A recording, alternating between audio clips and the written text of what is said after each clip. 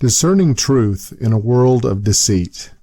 If you don't have discernment as a gift, how do you know whether what you are hearing, reading, or viewing is the truth? Most people receive information in the form of, quote, news from some corporate-owned entity, and because it is national and or global, they gobble it down and digest it as reality.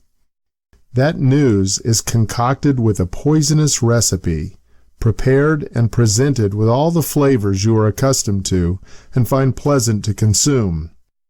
Kind of like eating those hamburgers you love but knowing they're killing you slowly.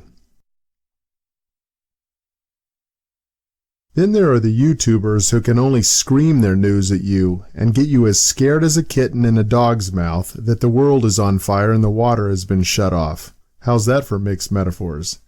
Yelling doesn't make it true. It only makes it melodramatic, so you'll buy it. This is one of the best disguises for misinformation, and most viewers are clueless to it. There is always the water cooler news you get secondhand from your all-knowing colleague at work, or from a fellow student who has their head down in a smartphone as they bumble across the campus of an extravagant institution of higher indoctrination, where their parents pay for professional propagandists to lie to them, while they spend most of their study time on a gaming server, trolling other like-blinded students. The list of vehicles for info is endless, so how can you know if truth has passed near enough to grasp? First, consider the source. When someone tells you something, you might question what they have to gain from sharing that information. Sir Francis Bacon gave us, "Knowledge is power. That power is the power to control the masses with disinformation and misinformation."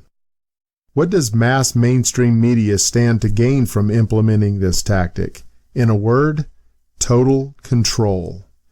Each network sells their own brand of deceit to an ever-growing market of non-critical thinkers who, like sheep, bound ignorantly and blissfully to the slaughterhouse. Second, question what you are to do with that information or how it directly affects you. As with the means by which to control you, the media often sells you the emotion you are supposed to experience when you hear their news. You are not given the choice, but rather told, "This is the way we want you to emote at this time." And now a word from our sponsor, while we have you feeling exactly the way we set you up to feel, so you'll buy the next unnecessary product.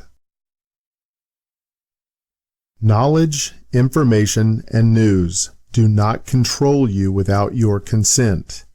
If you seek truth, it is not found by submitting your will to blind guides with hidden agendas. It is not obtained from those who wield power for power's sake. Truth does not require manipulation of either the method of delivery or the receptivity of the people who hear it. This is Rhinocus. Freedom is still a choice, so how will you avoid the narcissism?